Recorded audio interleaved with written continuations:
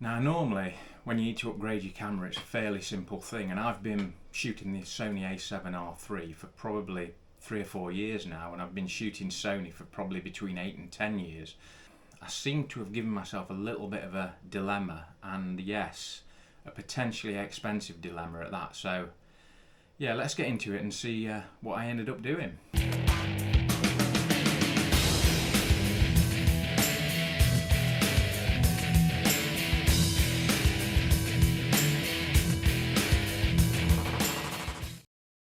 So I think the first thing to do is to look at the reasons why I thought I might need to upgrade. Well, obviously there's improvements in technology over the years anyway, so you are looking at, some things get better, there's improvements, etc. as things goes along. We all know that. But I was also sort of grappling with quite a few changes in not only the way I was shooting but also what I was shooting.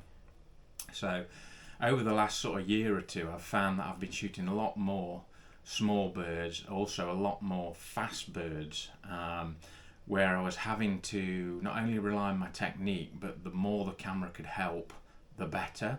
So obviously things like better autofocus, a larger number of frames per second so that I'm not missing that vital moment.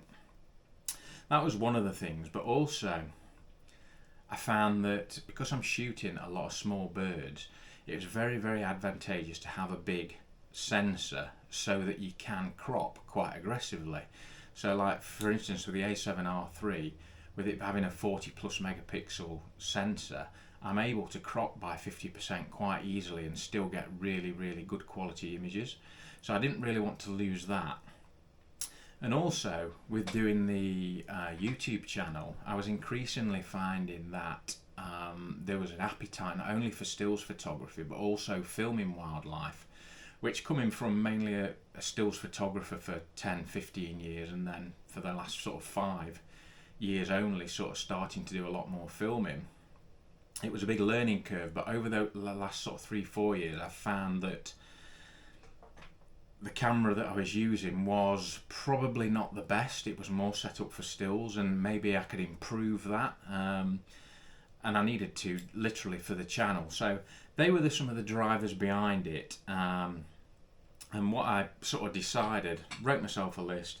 I wanted a camera that was high megapixel, shot a higher number of frames per second, and had the potential for really, really good video quality. And so that's the base I went from, and yeah, let's look at a little bit about how I came to my final decision. So the first thing to do is obviously to look within the brand that you're already using. That is the simplest and the cheapest option. So the first thing I did was look within the brands. And so some of the examples I'll give you. So I looked at, the first thing, as I said, is you upgrade the camera that you've got to the latest iteration of that camera. So I'd be looking at something like the A7R5. Now that's a high megapixel camera, which gets a tick. It's got really, really good filming potential as well, which gets a tick. But unfortunately, it's still stuck at that 10 frames per second. Now, 2 out of 3, as they say, ain't bad. So it was still on my list as a potential, but I just really wanted to get, even if it was 15 frames, I think, if that had been 15 frames per second, I would have probably gone for it. So then I looked at, right, well, what about the Sony A9 Mark II? That's a 24.2 megapixel sensor, which is a good size sensor, don't get me wrong, it's a bit of a sweet spot. However, it's a full frame sensor. Now, if that had been a 24.2 megapixel crop sensor, in which case my images are already being cropped, so if you put a 600mm lens on there, it's like putting a 900mm lens on. You're already getting that effect. With it being a full frame 24.2 megapixel, I wouldn't be able to crop it as much as I currently can. So a little bit difficult there. Again, filming potential really good, and it shoots for 20 frames a second, which would have been ideal. So again, 2 out of 3 is not bad. So then I looked at the flagship model, the Sony A1, and obviously that is ticking all the boxes. It's a 50 megapixel full frame sensor. Filming potential is great, and it shoots 30 frames a second. Now, great, that's got to be the camera. And for a while it was the camera, I have to say. But there's a reason where I was nudged in a different direction. So let's just look at some of the things that I could look at outside the brand. And again, this is the expensive option. So I was quite lucky that OM Systems lent me an Olympus OM1 and a 100-400mm lens to use with it. Now that's a small sensor, and you know, although I use crop sensor cameras, you know, like the Sony A6400, I was still a bit on the fence about a really small micro four thirds sensor. And you know, probably any fears on that side are unfounded, but you know, there's that little bit of doubt there in my mind. Filming potential is going to be fine on an Olympus. It shoots 50 frames a second. Now the biggest problem I had with that system is that I really wanted the 150-400 lens. Now that lens comes in at about £7,000, and yet it was just a little bit off the charts for me, I have to say. It's the only thing that put me off. A couple of the sort of question marks I'd got were, like, I like to do a bit of sort of wide field astrophotography, and my sort of fears were, what's the light gathering like on that camera, which I wasn't sure about. So then I looked at the Canon R5, 45 megapixel sensor, great filming potential, 20 frames a second. Lens choice, I would probably be looking at something like the 100-500, which is a little bit more expensive than the Sony 200-600. I'm losing some reach with that lens, but again, very tempting. And then finally I looked at the Nikon Z8, 45.7 megapixel sensor, which is great. Fantastic video potential, again great, and it shoots 20 frames a second. And one of the big up points for that system was that their new 180-600 lens has got really good reviews, very similar to the 200-600, very similar price range, so that was a real contender. Now I have to say, because that option and all those options mean swapping the whole system, it was really on the back burner. I was really looking at the Sony A1, and that was right up to the last moment until one thing, and I'll go into that now.